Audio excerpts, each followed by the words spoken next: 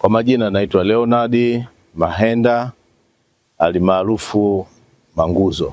Leo tarehe 28 mwezi wa 6 mwaka 2025 nikiwa mwanachama wa Chama cha Mapinduzi.